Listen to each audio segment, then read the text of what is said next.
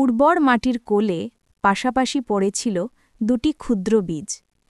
একটি বীজ স্বপ্ন দেখল, আমি বড় হতে চাই, আমার শিকড় মাটির গভীরে পাঠাতে চাই। সে বলল, আমি অন্ধকার ভেদ করে সূর্যের আলো ছুঁতে চাই। আর অঙ্কুরিত হতে শুরু করল।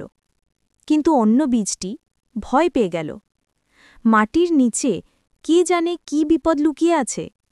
বাইরে বেরোলে যদি পোকা খেয়ে ফেলে, আমি এখানেই নিরাপদ থাকি। কিছুদিন পর একটি মুরগি খাবার খুঁজতে এসে ভীতু বীজটিকে মাটি খুঁড়ে খেয়ে ফেলল।